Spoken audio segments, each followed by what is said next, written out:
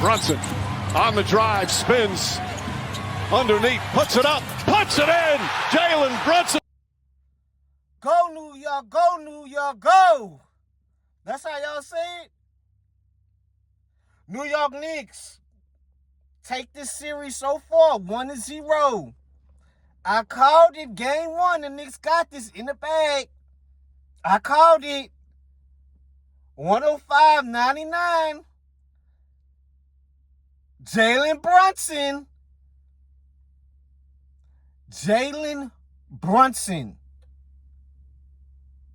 A 31 piece. The shooting wasn't good in the first 3 quarters from him. But he has ice in his veins in the fourth quarter. He different. He different, bro, in the fourth quarter. He different. He is cold. He is cold, dog. Brunson, I saw a graph on IG. So he had a little graph with all these other players on the graph. But the top 2 players that were on this graph, it was like out of 40 players, was him and Michael Jordan. Brunson is paired with Michael Jordan with at least 50 clutch field goal attempts in the postseason since 1997, and the highest field goal percentage since the season of 22-23 season. Brunson has the most 40-point playoff games and the most fourth quarter playoff points in the league. Brunson has the second most 30-point playoff games for a point guard in NBA history, and he's probably behind Stephen Curry. This dude is different when he gets to the fourth quarter, bro. And you see why these New York Knicks fans say they take Jalen Brunson over anybody, nigga. I take Jalen Brunson, nigga, over anybody. He is built different, man. All it's just how he makes it look so effortless when he get off pick and roll and get in the paint and hitting you with all of these doggone counters. I don't know. As soon as they put that rookie Bryant on him, he can't guard him, bro. Send his ass back to the bench. He can't guard me. He can't guard no Jalen Brunson, dog. Now, when Castle was matched up with him, Castle had some defensive stops. But the key is, off pick and roll, we got to find ways to get Castle off of him. Because nobody else on that court can guard Jalen Brunson one-on-one. It's just not going to happen. What else I like from the game? Karl Anthony Towns, dog. Cat finished with 18 guys. And this is why I'll be up and down with Cat. But today I'm up on Cat. No threes taken. This straight trying to beat Wemby off the dribble. Sometimes he got fouled. Sometimes he hit a layup. Sometimes Wemby blocked the shot. But you got to attack him. See, when y'all attacked him early, he was blocking the shots, playing good defense. But when in that fourth quarter, when they kept attacking Wemby, let's tire him out in the first few quarters, and he was exhausted. When Cat didn't shoot now 1-3, the defense he played on Wemby is exceptional. That's what I'm talking about, Cat. That's why I can't get on my nerves for all of these years, bro. Settling for the 3. I feel like you could be a better post defender. An on-ball defender.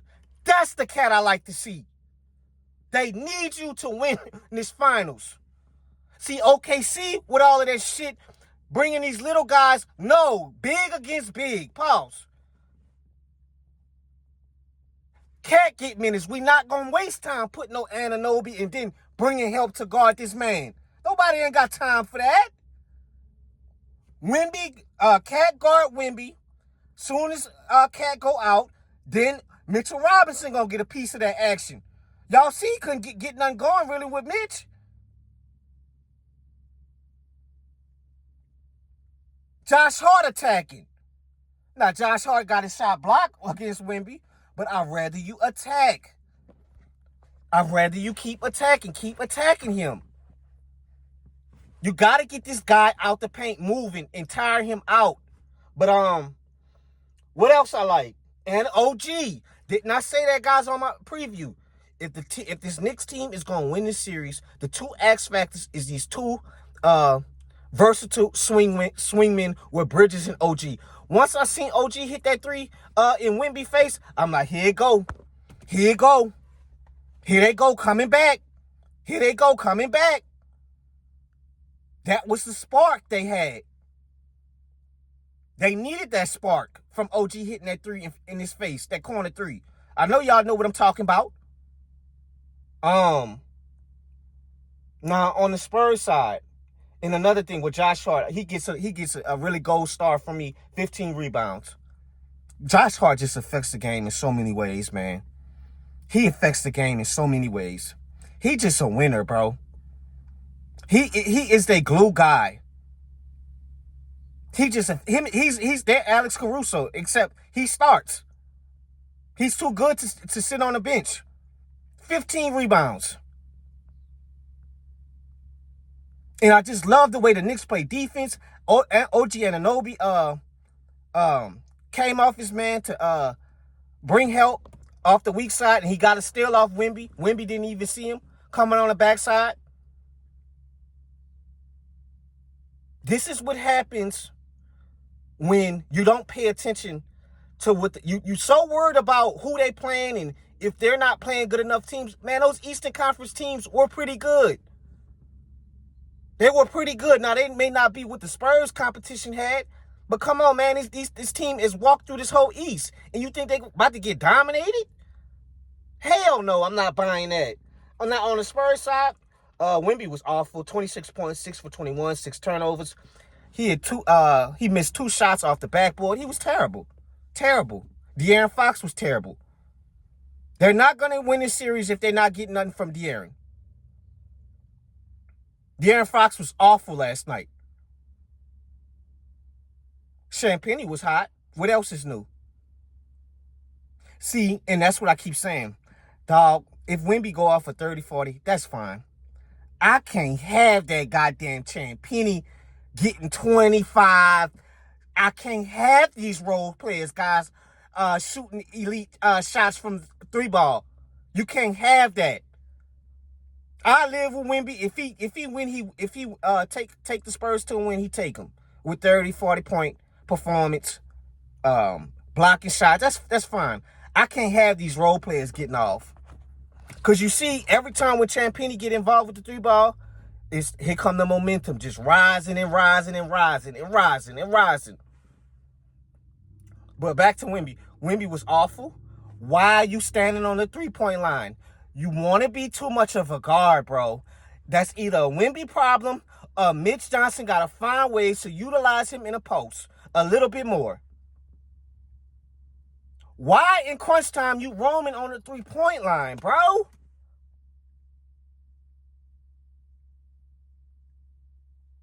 You see, guys, once he get off the 3-point line, he's not really that comfortable in the mid-range for real. He don't have no type of post action, no post moves, nothing. He don't have none of that in his bag. And obviously, if he get a mismatch under the post, he's going to take advantage. But you see, when you neutralize him and keep him contained, all he really trying to do is waver on the 3-point line like a guard. Then you bringing the ball up the court, trying to beat the man off the ice so you lose the damn ball off your ankle. Game over. That changed the game after that. It was over after that. Knicks went to go down and dunk the basketball. Game over. So Wemby gonna have to respond. He had 6 turnovers. He's gonna have to respond. This is what I said. The things that the Thunder couldn't take advantage of from the shooting side, the Knicks can. So you can't have all of these mistakes and turnovers on the offense in crunch time, bro. The Knicks can. And the Knicks are battle-tested with coming back.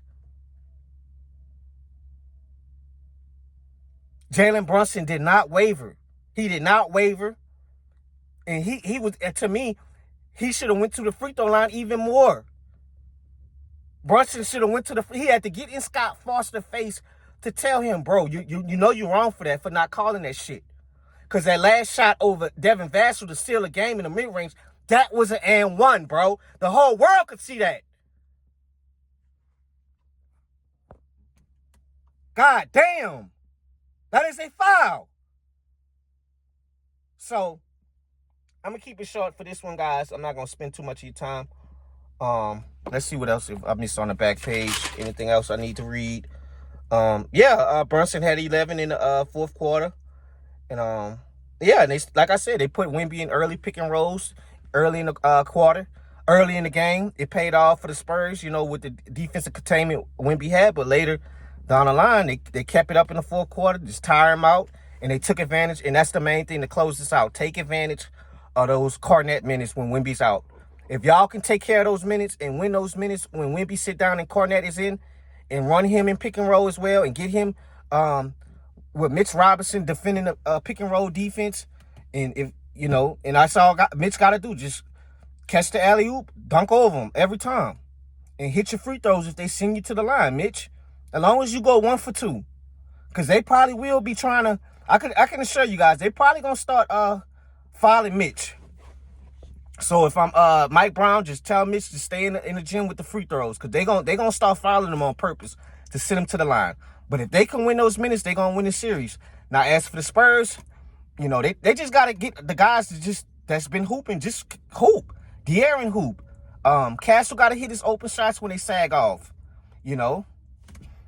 Shit, and they just gotta find a better offensive program to attack this Knicks defense, because Cat he's thirsty for the matchup. He's not shit. He wanted our offensive end and the defensive end. So Wemby gonna have to respond. I think he would be able to. I probably could see the Spurs tying this up 1-1. I could see it. I think they're gonna respond better, but sometimes it just works in your favor. The Spurs been acclimated to playing games, and then I was kind of concerned, even though I had the Knicks, sometimes the layoff could be a little bit sloppy, and I know once they started the game, they started off hot, but they got stuck at 14, I think, early in the first quarter, and the shots just wasn't going in, but they stayed with it. So we get ready for game two very soon, guys. So that's all I got. Y'all tell me your thoughts on what you see and what you didn't see from both teams. I'm out.